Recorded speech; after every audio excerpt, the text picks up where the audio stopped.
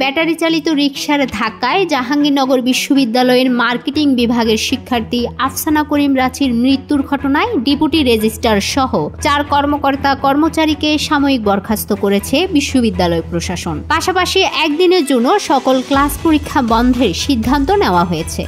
মঙ্গলবার রাতে এই ঘটনায় জড়িতদের বিচার সহ 8 দফা দাবিতে উপাচার্যের বাসভবনের সামনে অবস্থান নেন শিক্ষার্থীরা। এক পর্যায়ে দায়ীদের বহিষ্কার করে দাবি পূরণের আশ্বাস দেওয়ায় বাসভবনের সামনে থেকে সরে আসেন তারা।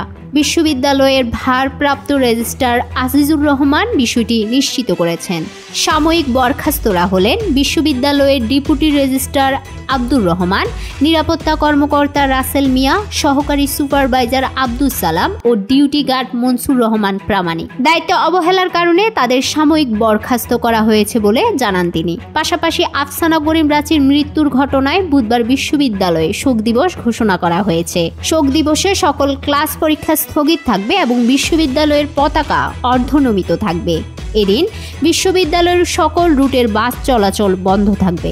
রাঁচির মৃত্যুর ঘটনায় বিশ্ববিদ্যালয়ের প্রশাসনের কাছে 8 দফা দাবি জানিয়েছেন শিক্ষার্থীরা। শিক্ষার্থীদের 8 দফা দাবিগুলো হলো: 24 ঘন্টার মধ্যে এই কাঠামোগত হত্যাকাণ্ডের যথাযথ বিচার করতে হবে, পর্যাপ্ত ল্যাম্পপোস্ট, ফুটপাথ ও স্পিড ব্রেকার স্থাপন করতে হবে এবং যানবাহনের স্পিড মিটার বাস্তবায়ন করতে হবে, নিহতদের পরিবারকে যথাযথ আর্থিক ক্ষতিপূরণ দিতে হবে এবং মেডিকেল সেন্টারে জরুরি সেবার মান উন্নয়ন করতে হবে। রেজিস্ট্রেশনবিহীন সকল যানবাহন ক্যাম্পাসে নিষিদ্ধ করতে হবে এবং রেজিস্ট্রেশন প্রদানে স্বচ্ছতা নিশ্চিত করতে হবে।